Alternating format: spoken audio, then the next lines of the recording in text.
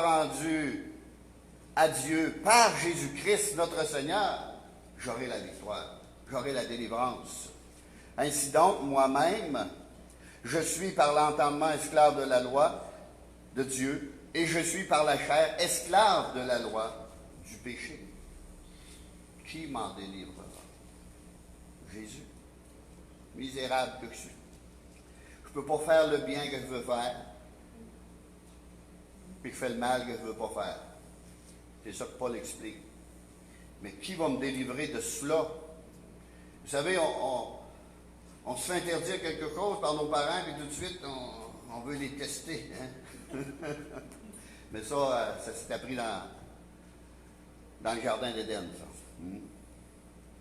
Ils ont voulu tester Dieu, ils l'ont testé comme il faut. Mais ils ont payé un prix énorme. Romains 6,11 nous dit de se regarder comme mort au péché.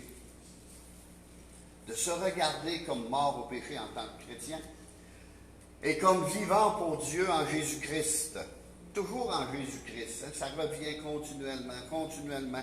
Tout le Nouveau Testament, toute la Bible nous ramène à Jésus-Christ. Toujours. C'est pour ça qu'ils ne veulent pas qu'on prête en ce nom-là. Ils ne veulent pas qu'on parle en ce nom-là. Ils ne veulent pas qu'on chante ce nom-là. Ils ne veulent pas qu'on dise ce nom-là. Ils ne veulent pas qu'on témoigne de ce nom-là. Ici au Québec, ils réussissent pas mal. Ils ont enlevé les Bibles partout. Là. Ils restent dans nos maisons. On peut les avoir. Là.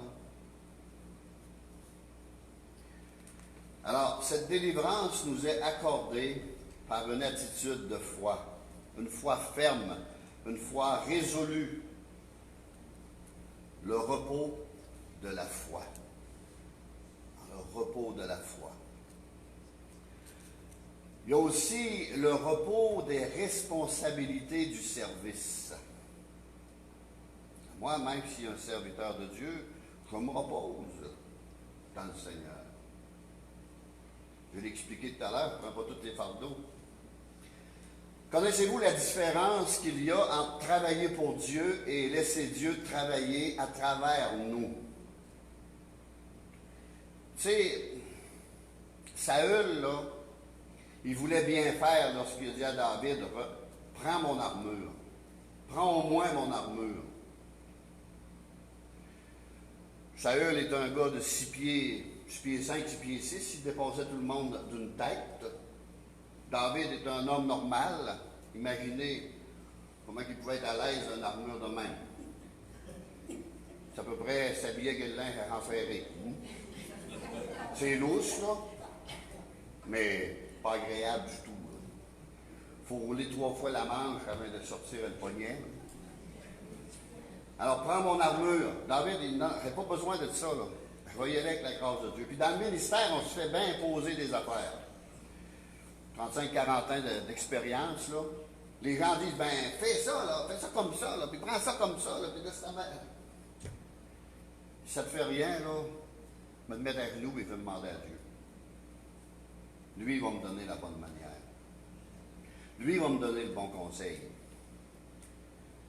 Alors, il y a une différence entre travailler pour Dieu et laisser Dieu travailler à travers nous. Puis c'est quelque chose d'apprendre à laisser travailler Dieu à travers nous. Il faut lui faire totalement confiance. Parce que des fois, ça n'a aucun sens. Ça n'a aucun sens. Mais ça marche. Ça va marcher. Dieu va te dire, dis ça. Mais Seigneur, ça n'a pas de sens. Ça marche. Ça fonctionne. Travailler pour Dieu implique le plus souvent de la fatigue et beaucoup d'efforts pénibles. Tandis que lorsqu'il agit à travers de nous, c'est le service plein de joie et ça rapporte. Ça porte du fruit. Il y a une fécondité. Alors, quel repos pour celui qui a enfin réalisé que c'est Dieu le grand ouvrier. Moi, je suis un berger ici, mais il y a le grand berger. Puis je m'en remets souvent au grand berger. Parce que le petit berger ne peut pas faire grand-chose dans telle et telle situation. Puis là, je remets ça dans les mains du grand berger. Et que notre part consiste uniquement à répondre à ses ordres, par une confiance et une obéissance totale à sa volonté. Comptant non sur nos propres capacités, sur nos propres forces, sur notre propre intelligence, sur nos propres talents, nos propres dons, mais sur celle du Seigneur. Dieu donne de ce qu'il ordonne. C'est lui qui donne la force et la capacité de faire ce qu'il nous ordonne de faire ou d'accomplir. Si Moïse serait ici, là, il vous en dirait long sur cela. Seigneur, envoie qui tu veux, mais moi, je ne vais pas là. Va. Gédéon aussi. Va avec la force que tu as. Vas-y, tel que tu es. Je vais augmenter tout cela, moi. Je vais guider tout cela. Je vais diriger tout cela, moi. Parce que les missions de Dieu sont toutes impossibles. C'est toutes des missions impossibles. Moïse, il y avait une mission impossible à accomplir. Sans Dieu, jamais, jamais, jamais. Au grand jamais, il avait réussi. Joseph non plus. Et beaucoup d'hommes de Dieu, on peut ajouter beaucoup d'autres noms. Alors, voyons maintenant la table, symbole de la communion, de la relation. Une chose essentielle. Cette communion, Adam et Ève l'avaient dans le jardin, au tout début. Une communion parfaite, sans aucun obstacle. Mais malheureusement, on sait ce qui est arrivé. Elle a été brisée par, on pourrait dire, la désobéissance, le péché, où ils ont voulu conduire leur propre vie eux-mêmes. C'est ce que vous voulez. Mais elle a été rétablie par le sacrifice de Jésus-Christ. Par le sacrifice de Jésus, cette communion a été rétablie. Cette sainte et précieuse communion est dans le plan de Dieu pour chacun de ses enfants. Dieu a un plan pour nous. Dieu veut qu'on ait cette communion réelle avec lui. Et constitue aussi un élément essentiel de la vie chrétienne normale. Une vie chrétienne, mais normale. Si on va dans Apocalypse, on va aller voir un exemple. Chapitre 3. Apocalypse, chapitre 3, verset 14. Écrit à l'ange de l'église de Laodicée. Voici ce que dit l'Amen, le témoin fidèle et véritable, le commencement de la création de Dieu. Je connais tes œuvres, je sais que tu n'es ni froid ni bouillant, ni froid ni bouillant. Puisses-tu être froid ou bouillant? Ainsi, parce que tu es tiède et que tu n'es ni froid ni bouillant, je te vomirai de ma bouche. Qui veut être vomi de la bouche? Seigneur, avale-moi et digère-moi comme il faut. Parce que tu dis, je suis riche, je me suis enrichi, je n'ai besoin de rien. Parce que tu ne sais pas que tu es malheureux, misérable, pauvre, aveugle et nu. Je te conseille d'ajouter de moi de l'or éprouvé par le feu, afin que tu deviennes riche, et des vêtements blancs, afin que tu sois vêtu. Le vêtement blanc, c'est Jésus qui te donne.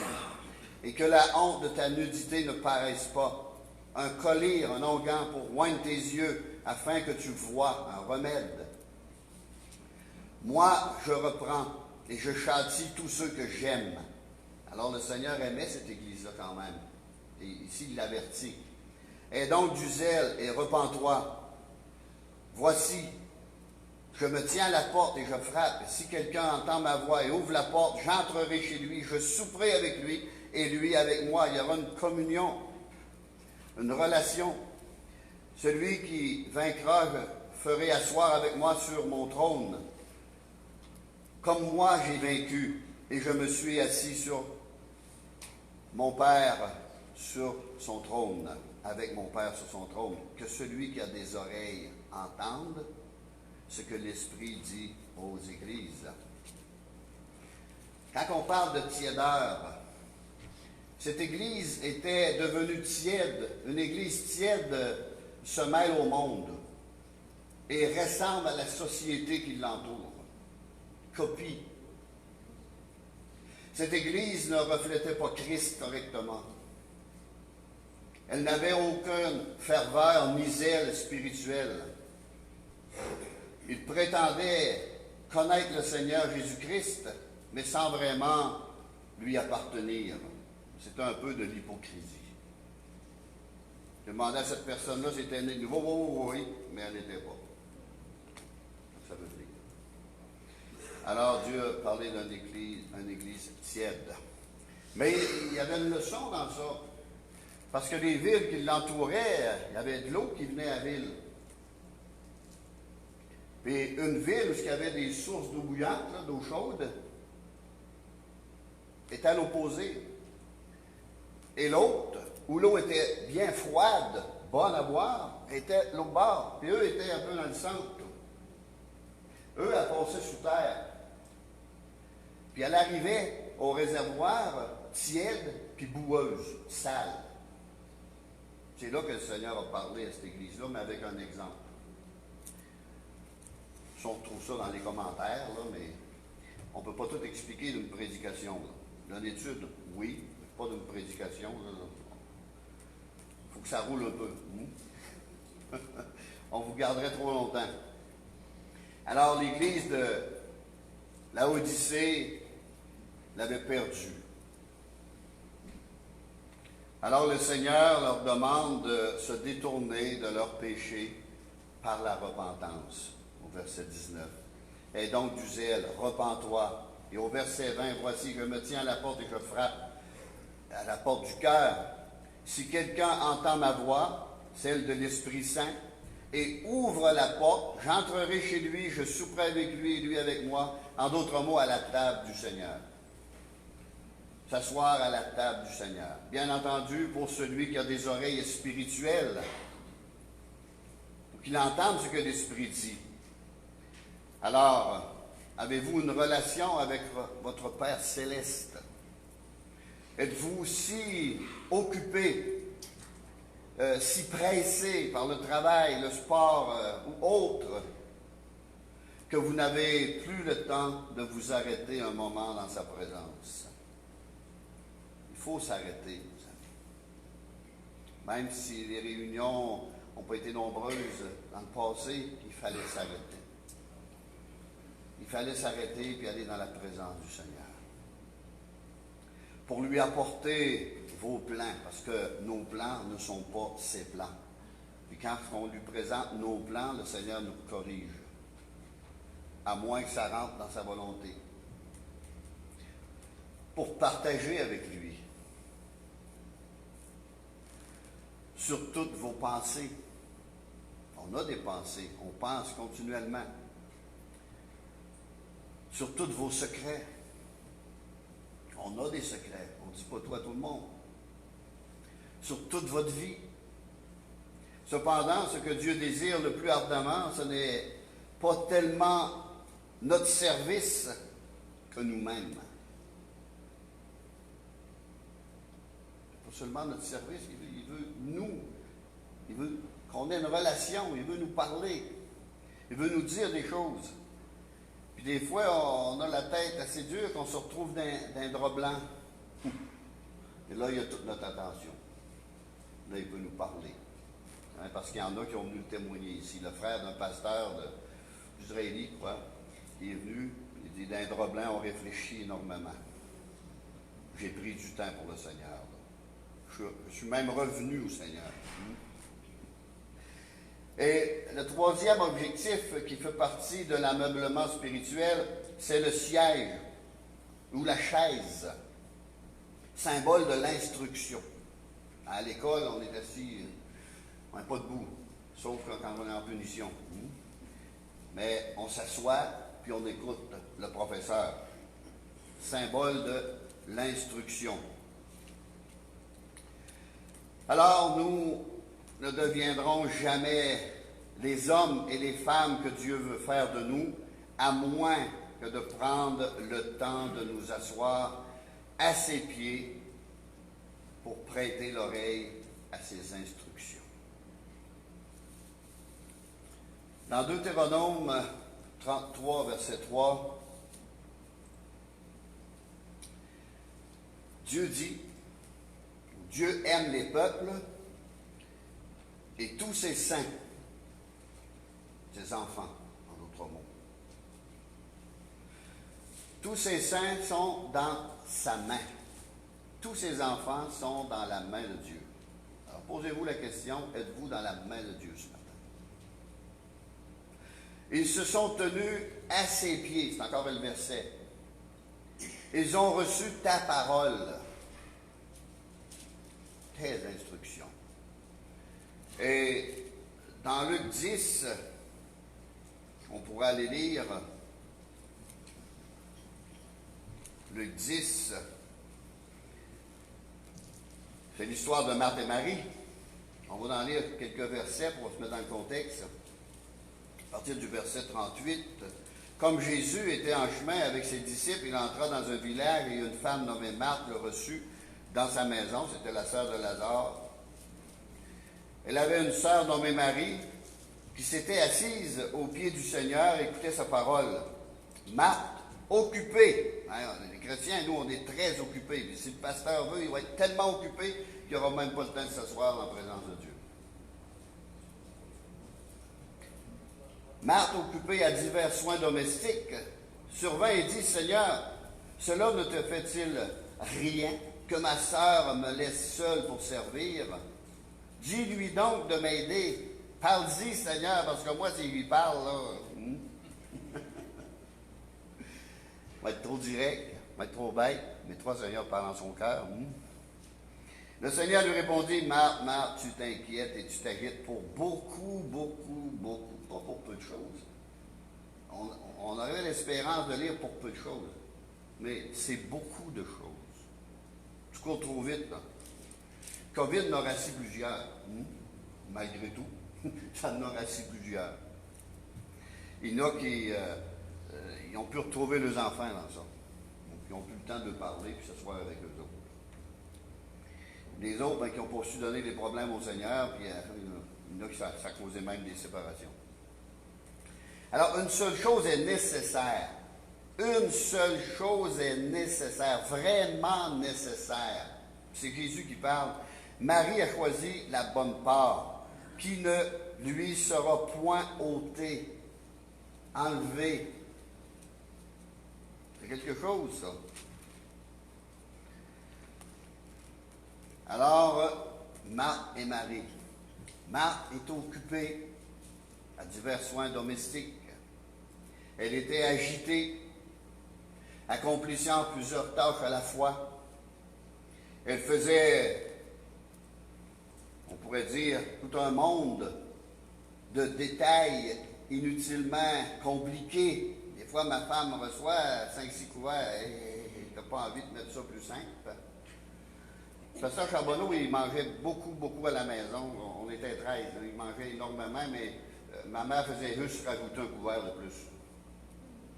Il était bien à l'aise, puis il aimait ça de même, puis il ne se sentait pas nuire, puis s'il en a pour 13, il en a pour 14. Ça a tout le temps été ça. Pas trop compliqué. Ça ne donne rien de se la compliquer, puis se la casser, puis mettre 5-6 couverts, puis le faire en bougonnant, bien mieux de m'en mettre un avec toi. Alors le Seigneur dit à Marthe, Marthe, tu t'inquiètes et tu t'agites pour beaucoup de choses, mais une chose, une seule est nécessaire. Marie l'a compris. Marie l'a choisi. Et ça ne lui sera pas ôté.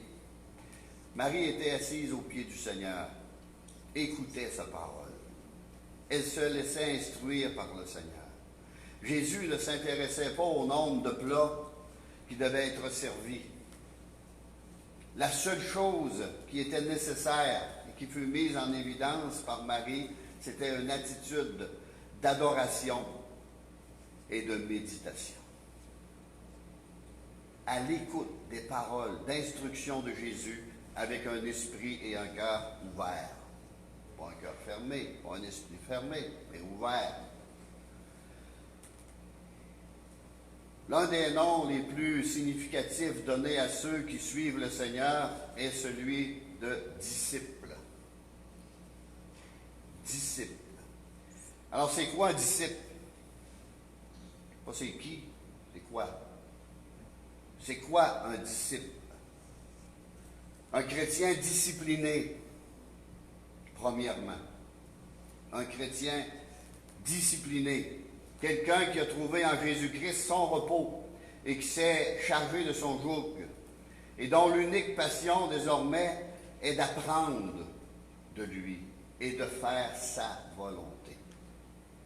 C'est même qu'on a commencé à lire nos Bibles, étant sauvés. Dans Matthieu 11, je l'ai lu, je vais le relire.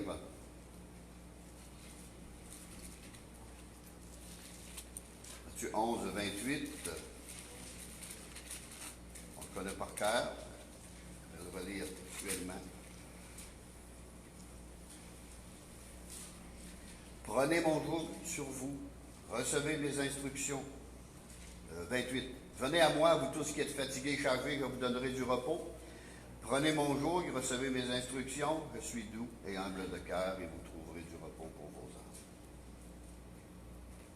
Ça revient continuellement.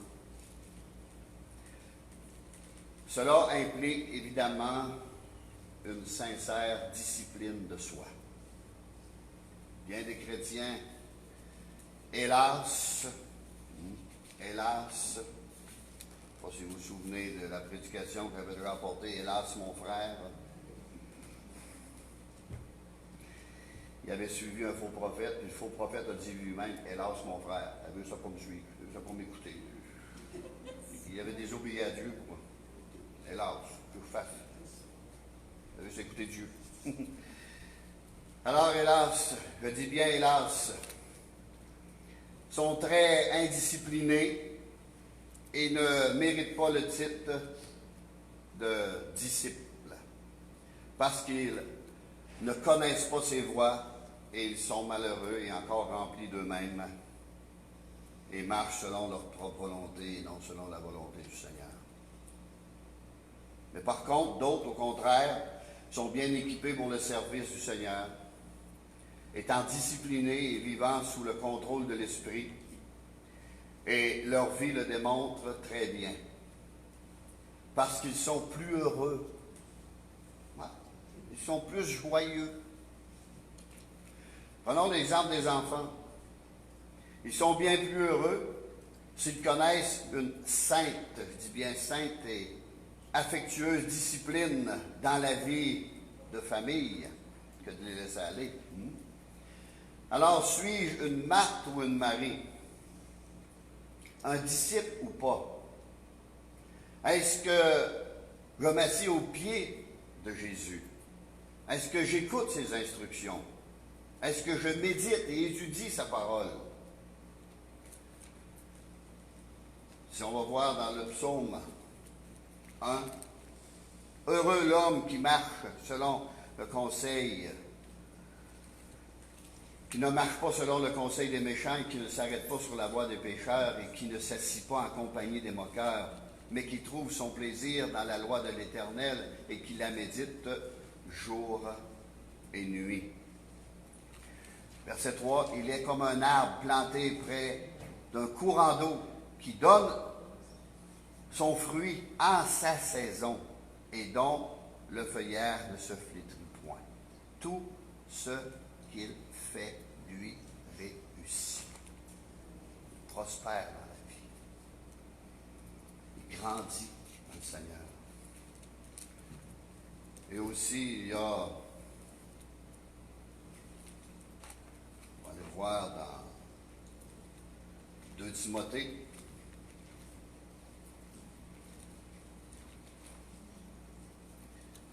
Timothée, chapitre 2, verset 14. Rappelle ces choses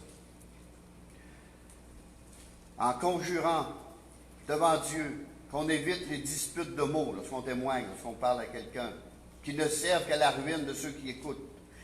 Efforce-toi de te présenter devant Dieu comme un homme éprouvé, un ouvrier qui n'a point à rougir, qui dispense droitement la parole de la vérité. Évite les discours vains et profanes, car ceux qui les tiennent avanceront toujours plus dans l'impureté, dans l'impiété, et leur parole rongera comme la gangrène. La gangrène, on en parle dans l'hébreu aussi, c'est un petit poison qui monte et qui détruit, qui brise et qui tue. Mais le verset important, c'est le verset 15. Efforce-toi de te présenter devant Dieu comme un homme éprouvé, un ouvrier qui n'a point à rougir, qui dispense droitement de la parole de Dieu. Ça veut dire pas seulement l'étudier et la méditer, mais s'y conformer. S'y conformer. Toute notre vie durant. Pendant toute notre vie. Pas compliqué. 1 Corinthiens 10. J'aime bien lire les versets. Des fois, ça en fait plusieurs à lire. Verset 5.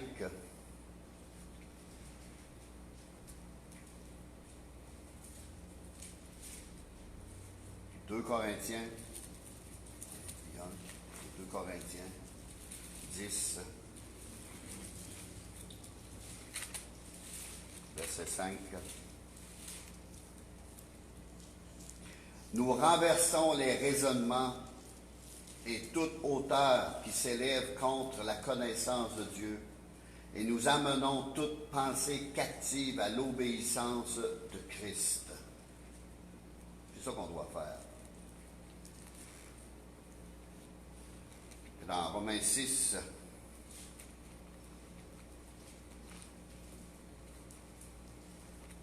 verset 12,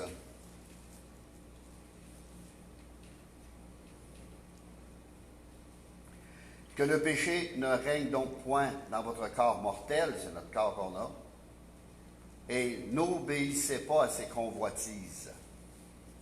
Bon, c'est toutes ces tentations.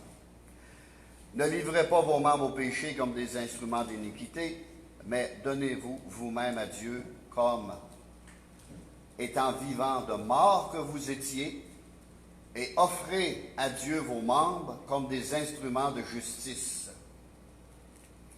Car le péché n'aura point de pouvoir sur vous, puisque vous êtes non sous la loi, mais sous la grâce. Dieu nous délivre de ça. Dieu est capable de nous garder. Mais il faut repousser ces choses. Il ne faut pas accepter ces choses. C'est un petit combat, là. Puis des fois, il faut tomber à genoux. On doit se soumettre à la parole de Dieu, nous soumettant en toutes choses à son contrôle. Et je termine avec la quatrième chose essentielle, c'est le chandelier, symbole du témoignage. Notre témoignage. Une lumière qui brille. Une lumière qui éclaire, une lumière qui guide, qui dirige. Un chandelier exprime une vie rayonnante qui reflète la gloire du Seigneur. Jésus a fait dans ce domaine 2 déclarations importantes qui se complètent l'une et l'autre. La première, dans Jean 8,12, « Je suis la lumière du monde ». Et la deuxième, « Vous êtes la lumière du monde ». Matthieu 5, 14. Je suis la lumière du monde et vous êtes la lumière du monde. Le Seigneur veut pouvoir briller à travers nous. C'est ça que ça veut dire. Lui brille sur nous. On reflète. Tantôt, il me fait dire de relever ma lampe parce que ça m'aveuglait. Bon, ben, ça reflète. On l'a levé. Mais la vôtre, elle ne le verra pas. Je me souviens toujours, j'étais à l'hôpital, puis je témoignais à quelqu'un, mais je lui parlais. Jamais qu'il a été capable de se lever la tête pour me regarder. J'étais assis à côté de lui. Jamais il m'a regardé une fois. Puis le pasteur, quand je suis arrivé à la réunion le dimanche soir, parce qu'on avait une réunion le soir, il prêchait sur vous êtes la lumière du monde. Puis vous aveuglez les gens. Ouais, il dit, j'ai compris. Très bien compris. Matthieu 5, 14.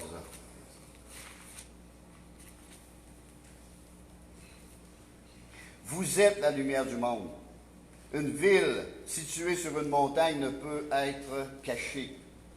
Et on n'allume pas une lampe pour la mettre sous le boisseau ou sous la chaudière. Mais on la met sur le chandelier et elle éclaire tous ceux qui sont dans la maison.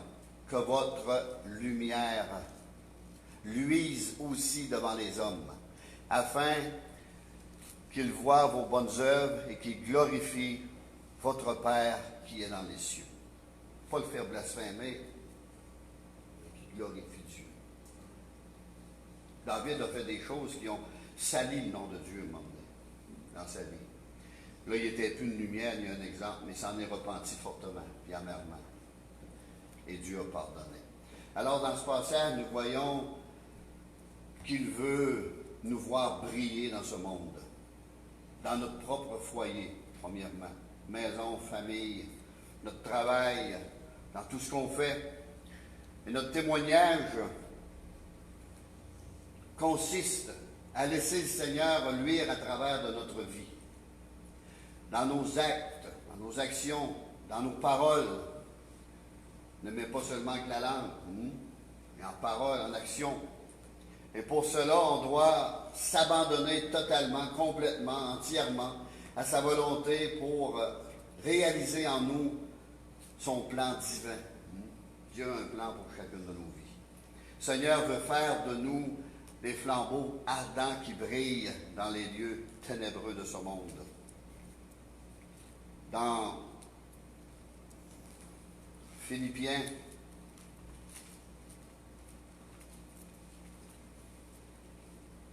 Philippiens 2.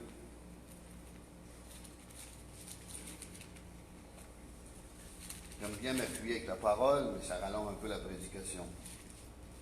14. Faites toutes choses sans murmure ni hésitation, afin que vous soyez irréprochables et purs, des enfants de Dieu irrépréhensibles au milieu d'une génération perverse et corrompue, parmi lesquels vous brillez comme des flambeaux dans le monde, portant la parole de vie. Et je pourrai me glorifier au jour de Christ, de n'avoir pas couru en vain ni travaillé en vain. Et nous aussi. Alors continuons à briller de la bonne façon, de la bonne manière, portant la parole de vie, l'Évangile, qui, si on y croit, produit la vie spirituelle et éternelle.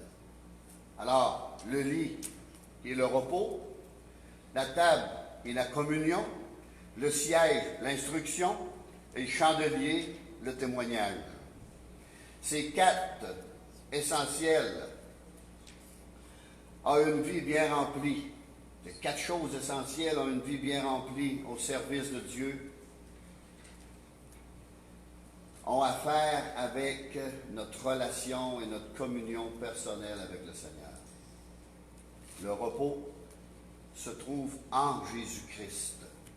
La communion expérimentée avec Jésus-Christ.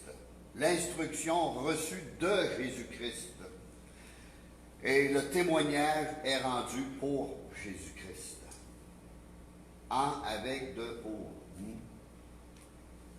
Et cela doit rester dans l'ordre dans lesquels elles nous sont présentées. Le repos doit venir en premier lieu. Puis, la communion, l'instruction et enfin, le témoignage. Alors, si on a bien compris cela, 2 Timothée 3, 17 va nous donner 2 Timothée 3, 14 va nous donner un petit résumé. Toi, demeure dans les choses que tu as apprises et reconnues certaines, sachant de qui tu les as apprises.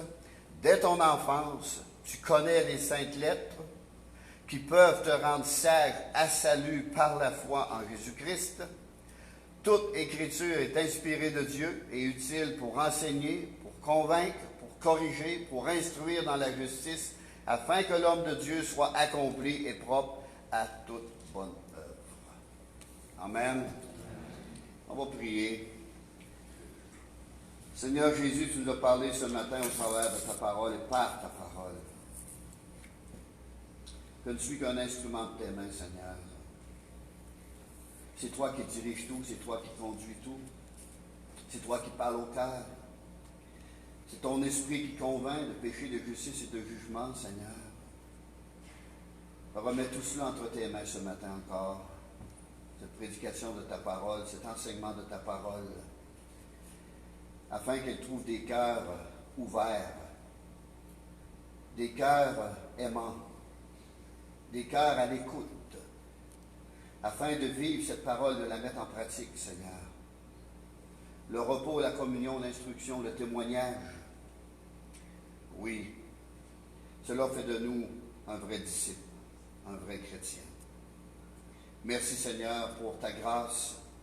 Puisses-tu tendre ta main toute puissante dans cette assemblée afin de guérir ceux qui ont besoin de guérison, de délivrer ceux qui ont besoin de délivrance, de soutenir celui dont la foi faiblit, de restaurer celui qui s'est éloigné de toi, Seigneur, et de ranimer la vie de celui qui est en train de mourir spirituellement, Seigneur. Fais ton œuvre en chacun. Dans le nom de Jésus, je prie. Amen. Que Dieu vous bénisse. Donnez-vous pas la main, saluez-vous pas. C'est plus, hein?